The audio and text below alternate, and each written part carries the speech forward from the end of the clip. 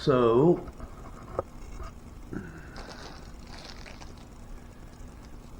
now got to address the like I said, a broken tuning machine on the actually it was on the low E is the one that broke the threads. This is one of the new ones I bought, but I'll show you what messed up on the other one. See how this barrel threads into this. Let me get over here in the center of the screen. That threads into it, and whenever I tighten the strings up, it pulled this threaded, the part with the nut on it, the part that's on top, it pulled it off to the side. In other words, it stripped the threads out of it. That's what it did. So these tuning machines I got off Amazon. I forget the brand name on them. I'll put something in the description if you're interested. These are actually locking tuning machines. They are not Shaler's or Grover's or anything like that, but they do have the lockers on them. These are 18:1 tuning ratios, which is pretty good. I doubt that these other ones that came with it were anywhere near that. So we're going to take these off and put new ones on. Put the new ones. All right. Try to save my strings.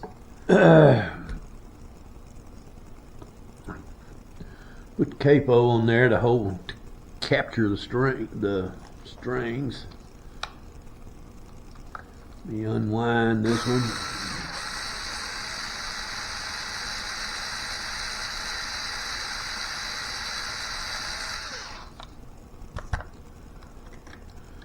See if it's possible to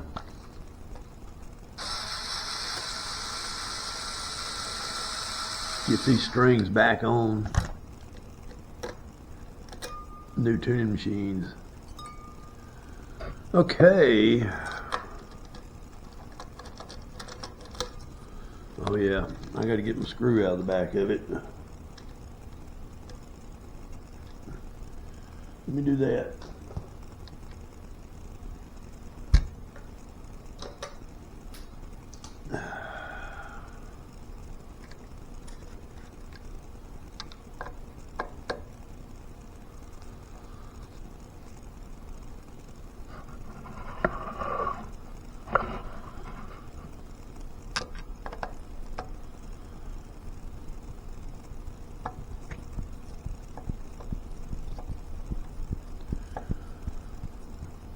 In fact, I'm going to take them all out while I'm back here.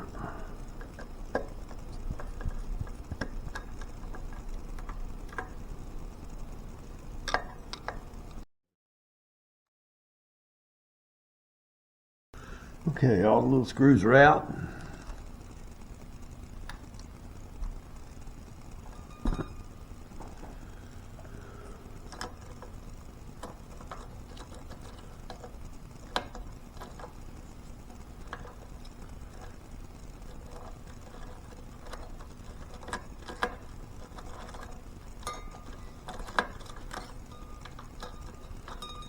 This is the one that the threads stripped out on.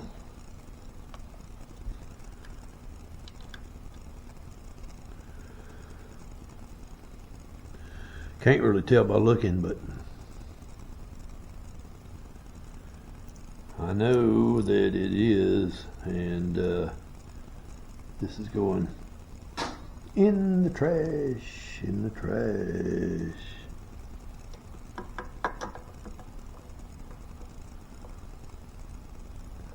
Okay.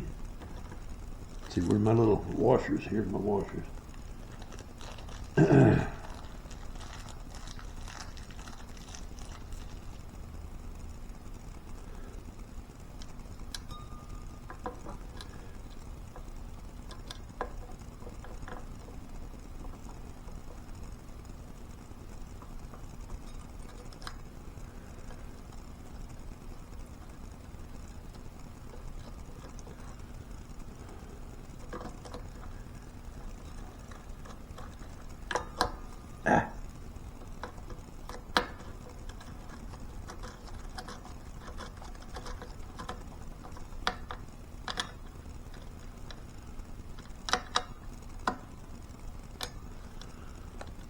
Okay, let me get the screw in that one.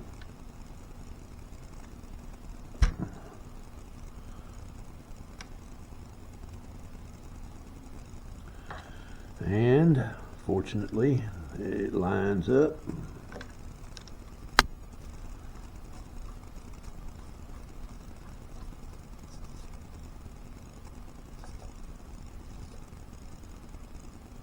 Okay, tight. Not too tight.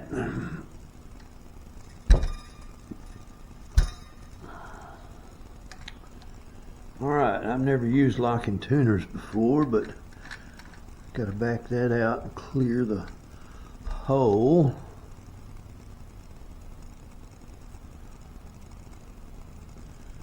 See if I can figure out how this will best be done, having used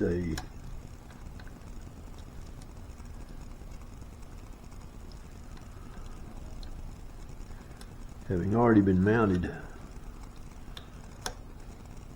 Well, I think I can make that work. All right, let me tighten up my nut. Oh, let me make sure this is tight first. Get the cart before the horse. Unloosen it. Tighten this up.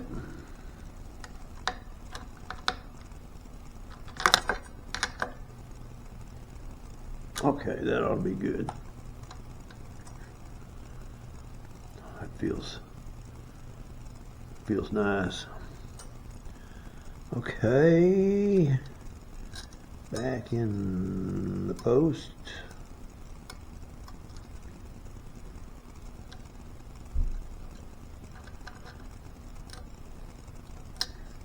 Just like so. Now I'm going to tighten my locker down, just like so.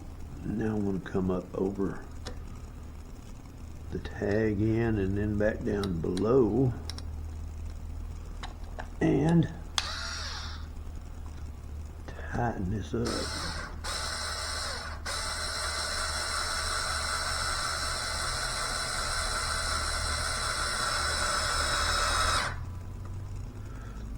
Whoop. Except the string goes in the nut slot.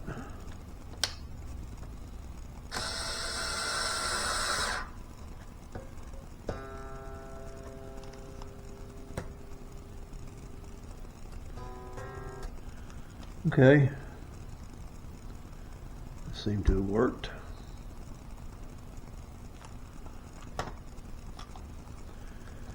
All right, rinse and repeat.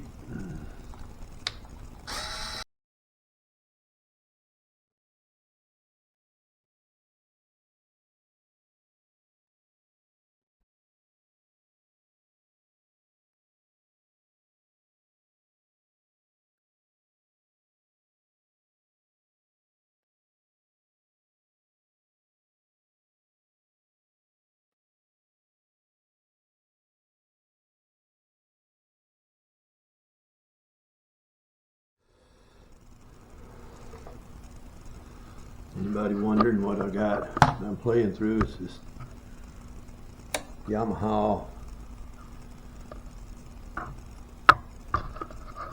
THR10.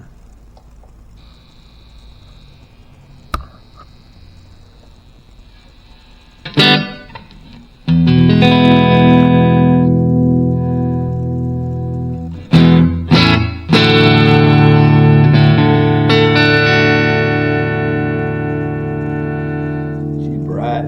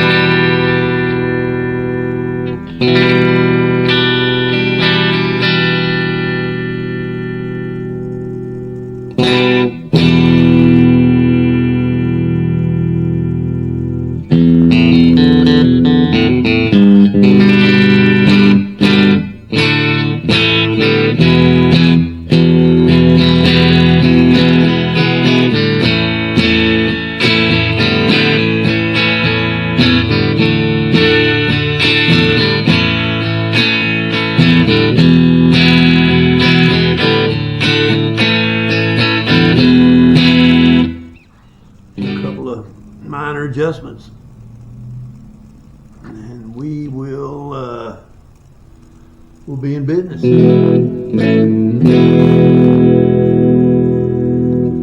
So there we are. My Lucky Man Telecaster.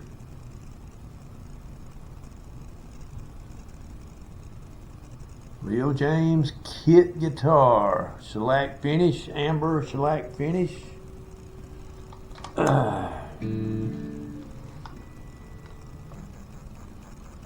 Nice wood grain.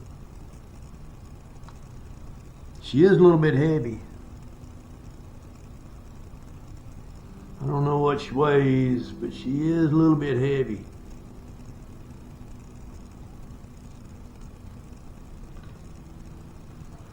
Probably goes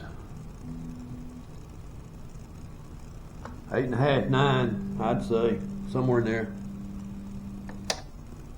I'll find out.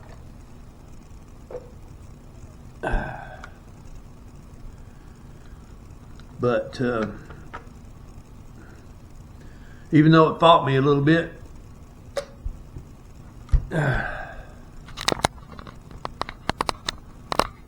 fought me a little bit here and there,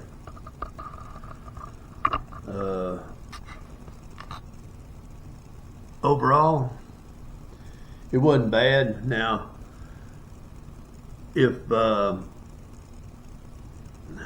if I hadn't have been really wanting to do the finish and all that work on the guitar, I'd have been much better off buying one that was finished, that it was already finished in a kit form.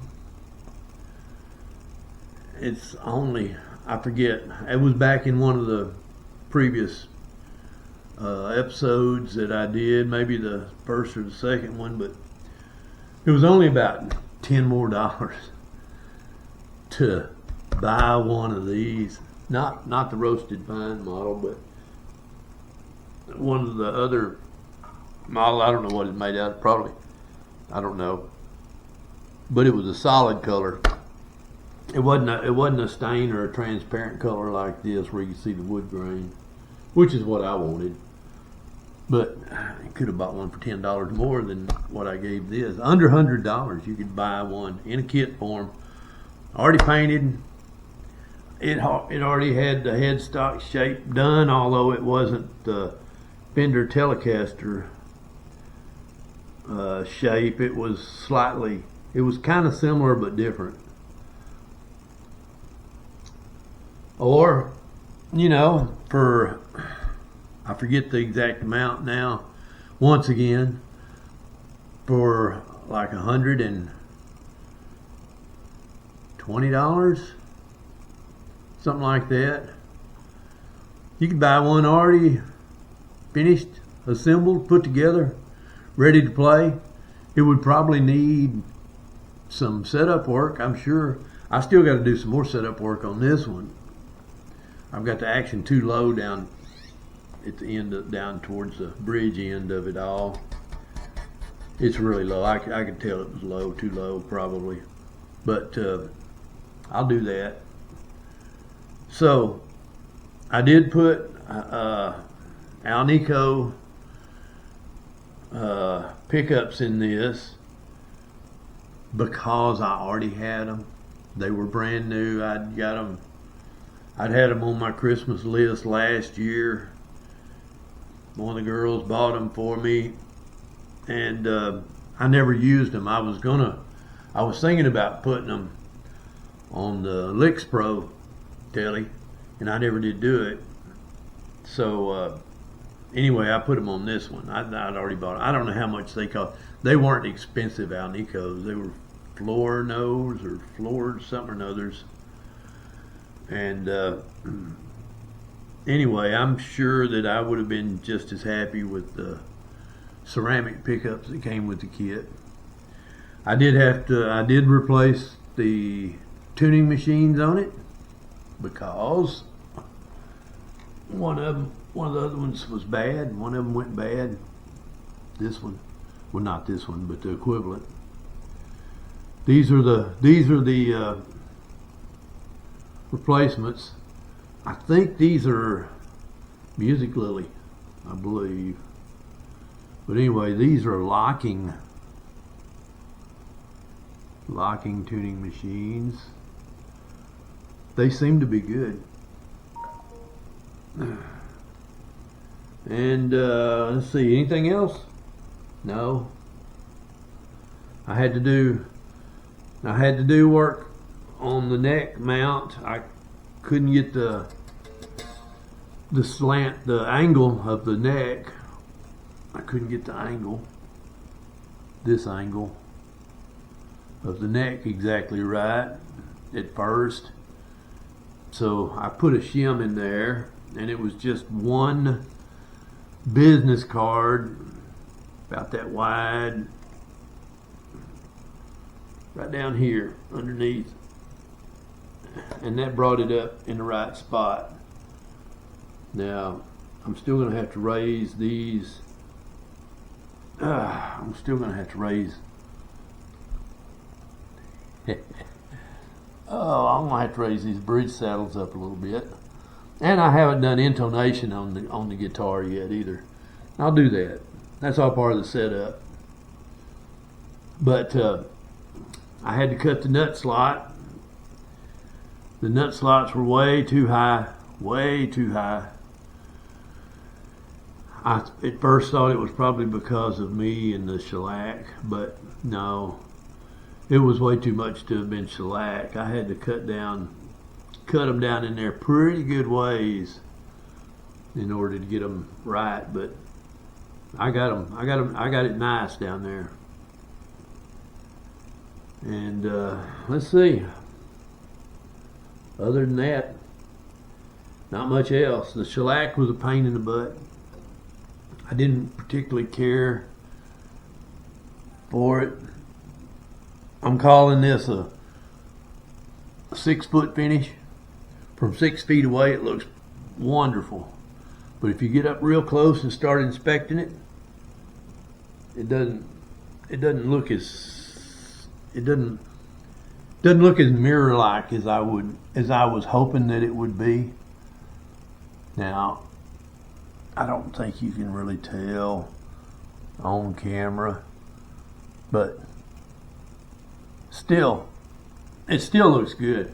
I really like the color. I like the way the color came out on this. This was about the color that I was shooting for. This was the color I was hoping for. So, roasted pine, amber shellac, and this is the way it turned out. It's good. It's really good. Now, the body, like I said, roasted pine. It's a 2-piece body from what I can tell. Right in here in the center is where the seam is. This is one half of the body. This is the other half of the body. So it's a 2-piece body. And grain wise, matched up fairly well. You can tell on the back a little better about one half of the body versus the other half. But still, I mean, look at that. That's not bad. That's not a bad finish at all. At least it's a nice shiny finish. If well, it would have been kind of shiny if I'd have messed with a stain and an oil-based finish on top of it. But I didn't. I wanted to try the shellac. I tried it. Who knows? I might do it again. I might not. But it was fun to try, fun to do, and actually it turned out, looks pretty good. So, and this is the strap that came with it. This came with the kit, with the guitar. Got the strap lock buttons on it. I don't know, I'm not crazy about the strap lock buttons, these in particular, but I mean, they're okay. They're all right. They're not bad. They work easy enough. Good enough. So, that's it. It was a successful build, and I'm glad that I did it. I got a little more adjusting to do, a little more setup work to do, but it's all just setup work. You have to do setup work. If you're very particular about a guitar, you're always going to have to do a little bit of setup work on one to get it to play the way you want it to play. This is no exception. This probably required more than most because of the neck mounting on the body issue, the little tilt part of it. But it wasn't that bad. I mean, it gave me something to do, kept me out of trouble. And that's always a good thing, I suppose. So, anyway, here we are at the end of another build. I'm glad to have the Jaymz Telecaster running and rolling, rocking and rolling, ready to go, ready for somebody that knows how to play it to get a hold of it, make it scream. I guarantee you it'll do some of that. So that's it for this time. Y'all take care of yourselves. I'll see y'all later.